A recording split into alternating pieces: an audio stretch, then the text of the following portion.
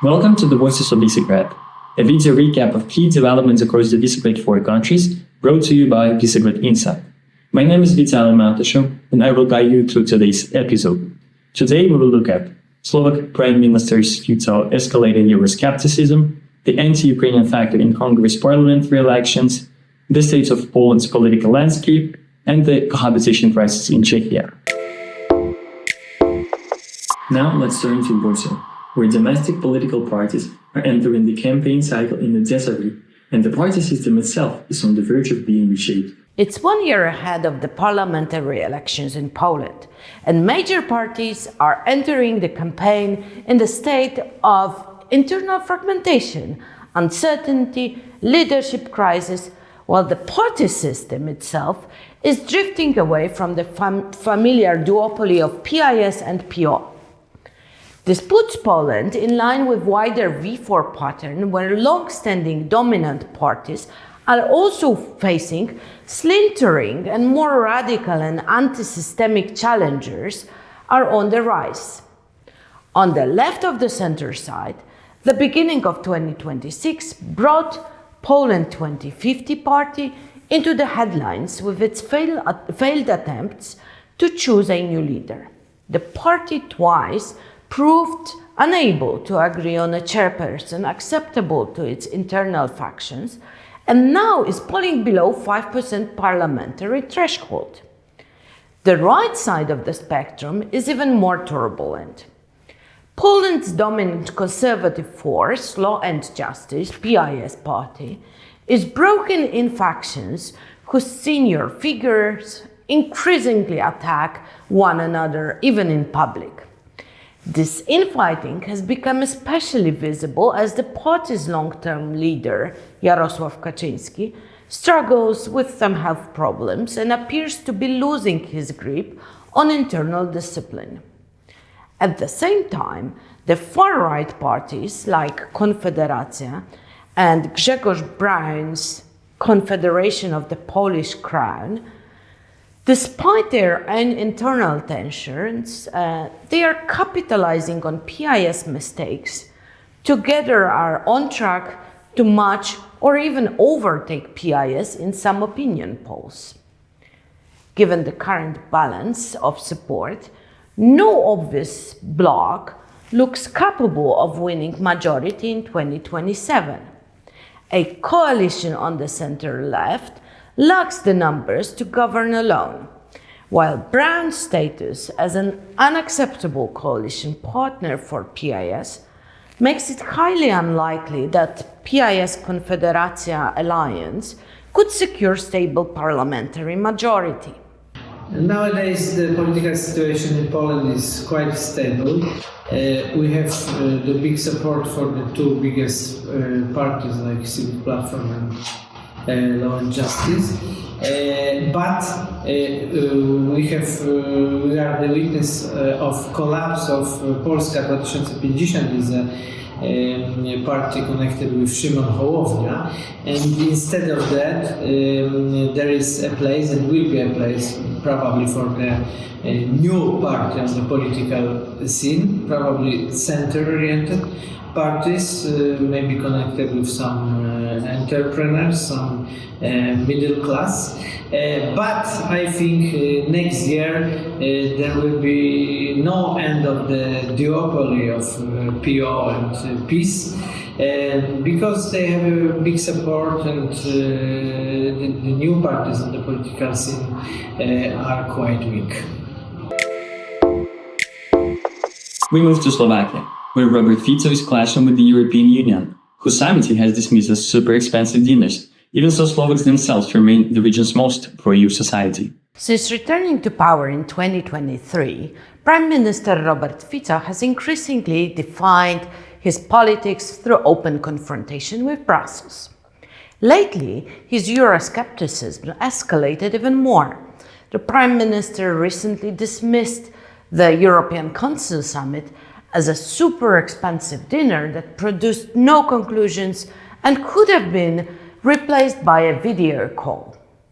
Days later, Slovakia, supported by Hungary, filed a lawsuit against the Repower EU regulation, banning Russian gas imports, and Fico argued that it violates EU subsidiary principle, framed his action as defending national sovereignty, and indirectly blamed Brussels for Slovakia's energy crisis.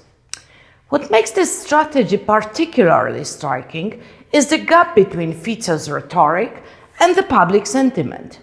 Slovaks remain the most pro-EU public in the Visegrad 4, with 60% describing EU membership as a good thing for the country.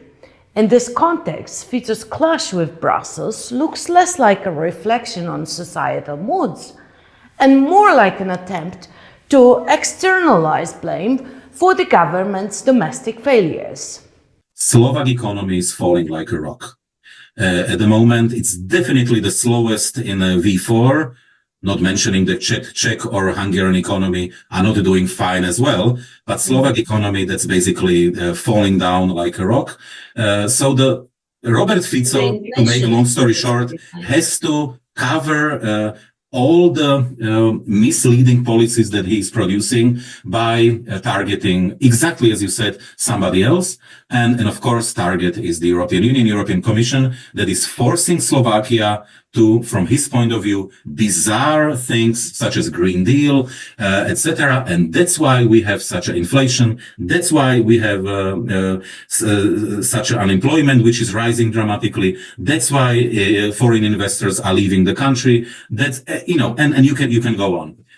So of course, there is the moment of scapegoating here, definitely, but I would go even further. This is not only about scapegoating. Robert Fico is trying to undermine unity of the European Union with a clear purpose. He wants to bring the chaos that is in Slovakia also to other countries. And this is, by the way, something what we were not paying attention to just years ago. And it's happening in many countries. It looks like to bring a chaos into the country is not a good strategy. You know, that sooner or later, it will hit also you who is a ruler of the country. But the cases not only of Slovakia, but also of Trump's United States are simply showing that actually to bring a chaos into the country might be a wise strategy if you can utilize it in a very utilitarian, brutal, and I would say very perfid way. And that's exactly what Fico is doing. And in many ways, he wants to see the transformation of that chaos also into other countries. Hi, are you enjoying this episode? So why not join us with a Visegrad Insight subscription? It unlocks all our online content and gets you into our live and online events. And plus, a special treat for you listeners, head to visegradinsight.eu, choose a yearly subscription, apply code VisegradVoices25 and enjoy your 25% discount. In Hungary, we once again look at how the country is preparing for the April elections.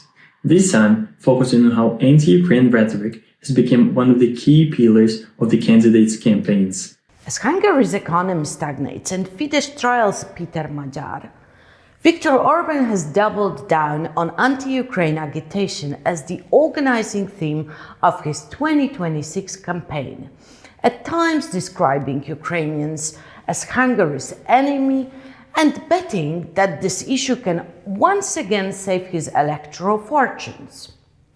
On January 16, Orbán launched a national petition urging voters to reject EU financial support for Ukraine, warning that Brussels will force Hungarians to pay for the war through higher utility bills, pension cuts, and tax increases.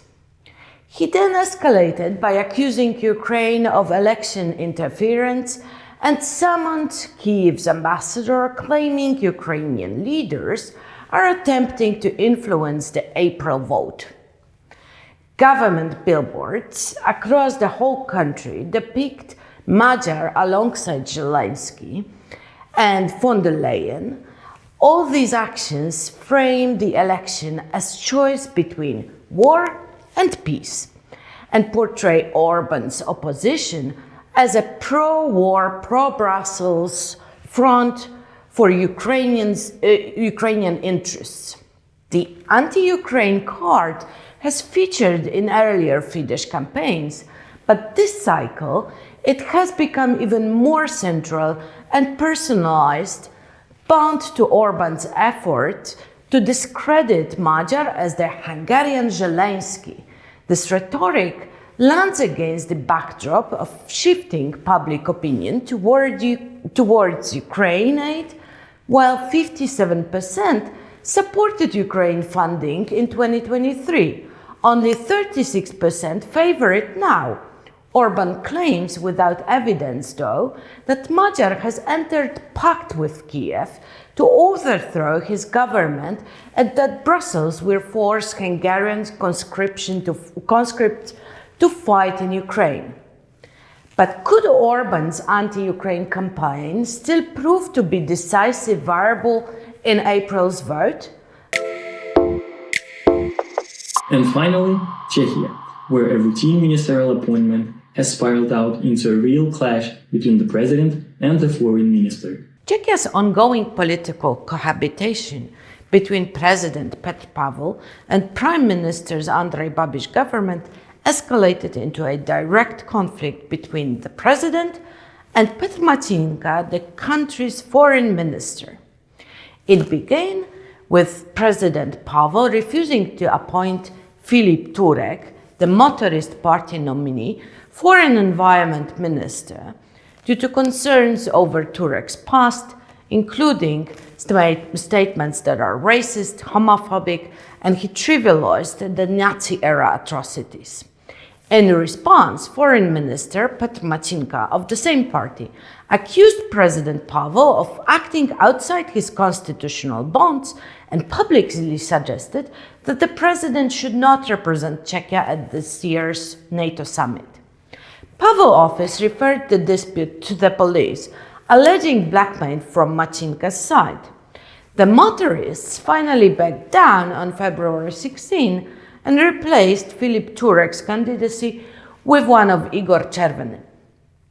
Even though it is the immediate standoff, the confrontation would likely stay, highlighting how fragile the balance of power in Czechia's parliamentary system is, particularly now when presidents and the government's foreign policy priorities are pulling in opposite directions.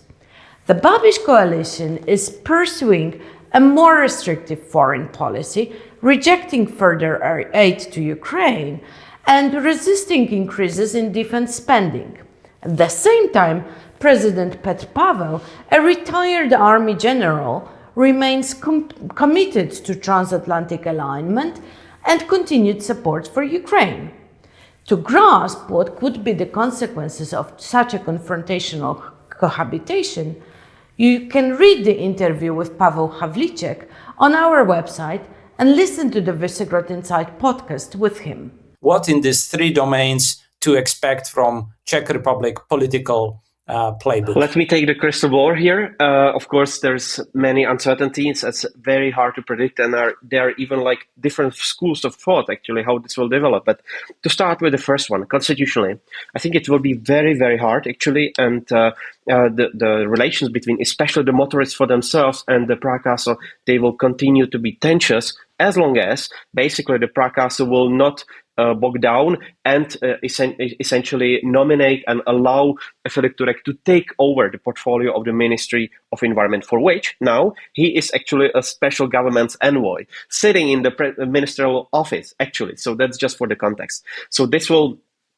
drag on, and this extreme case of cohabitation will be definitely something that the motorists for themselves, they will like to push. But definitely, and I would like to add this, is definitely the case that Andrej Babiš will be interested in toning down and establishing some kind of business, not as usual, but some level of normality in between the two parties, because they really essentially need each other for normal way of doing things and allowing the changes that the government proposes to take place. So that's actually on the first side.